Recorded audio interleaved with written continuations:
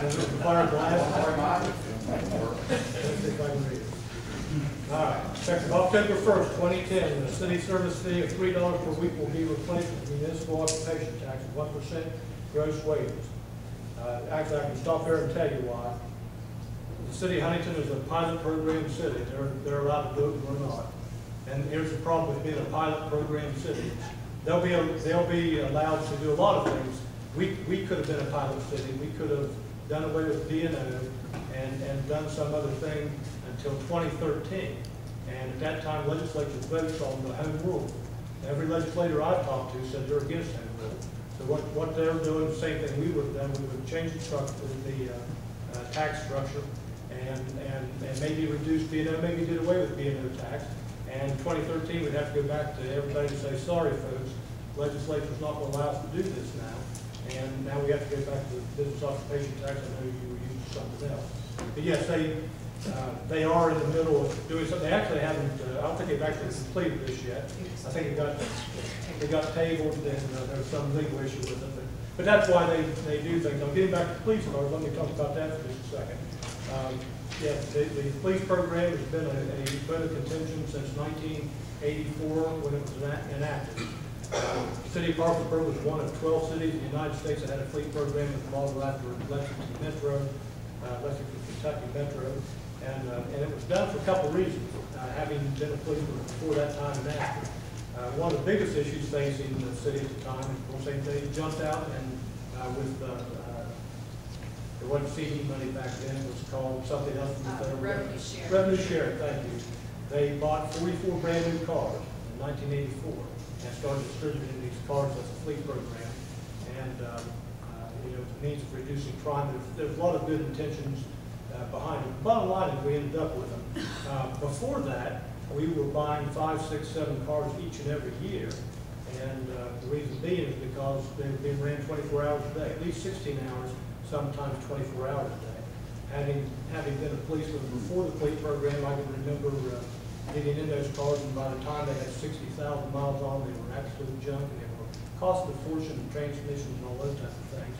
The big draw of the fleet program at the time, and still is maintenance is much less because, and the cars last so much longer.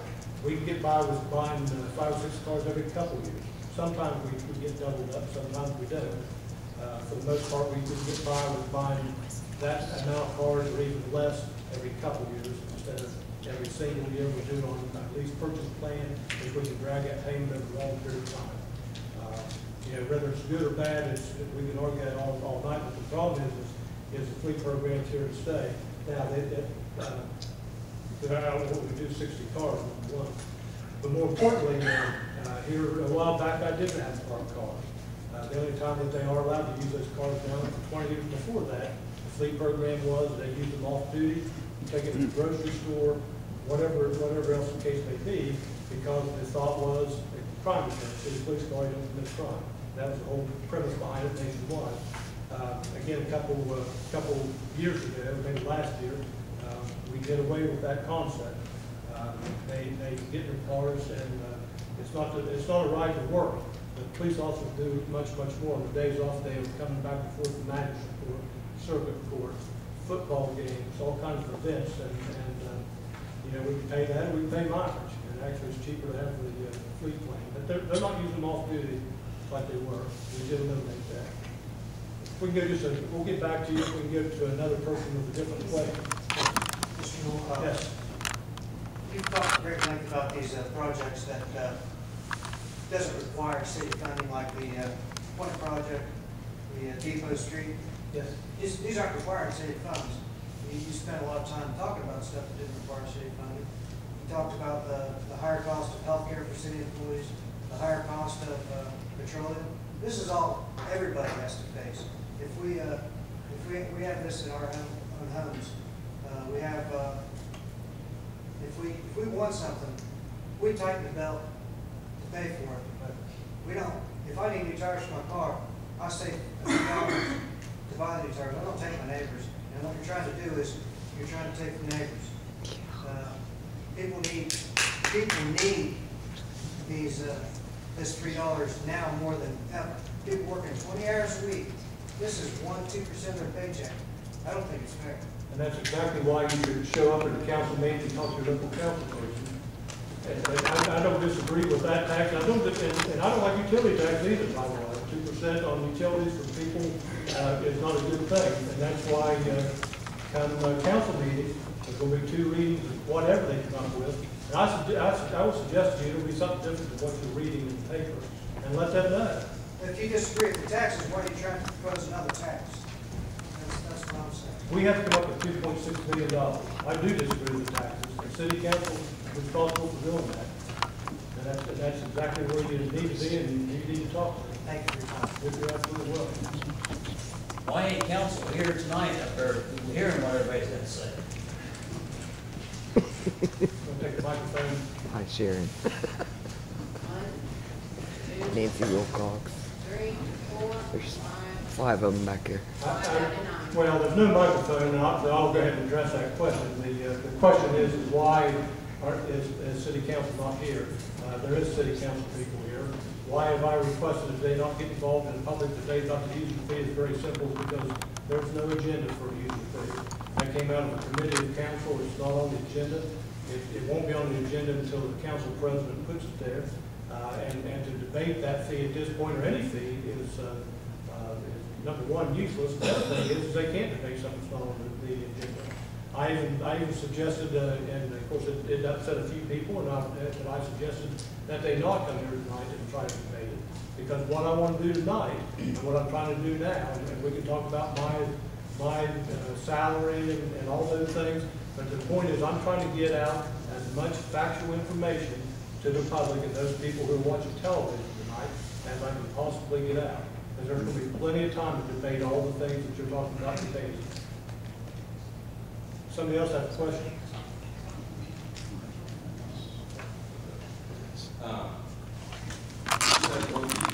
cost expenses, it's maintenance of streets, roads. Yeah, well, it's a cost. Yes. Now, state law specifically allows you to issue a tax for maintenance and improvement of roadways. So why would you want to take such a confusing, convoluted way as a weekly user fee as opposed to bringing up a tax for that specific maintenance? I don't want to do anything. Again, that's a legislative action the city council can look at. They can look at we can assess fees on sidewalks. We can assess fees on streets. That can be done. Has been done. Yes, sir. I think it's under state code. Yes, well, where it has been done. That's actually under city ordinance as well. And that's an option that they can look at. Man, Well, David over here had his hand up that's for a while. okay. No problem. I'll turn the camera around and get you, Dave.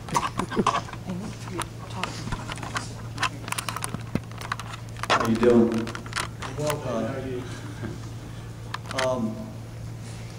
This B&O tax, Yes. if a business pays,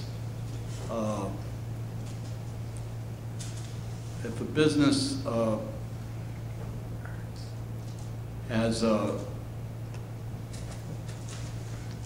only makes 5% net income, he's paying 20% B&O tax. Now, that's why the businesses have moved out of Parkersburg, because they're paying too much taxes for the B&O. And now you get this user tax, and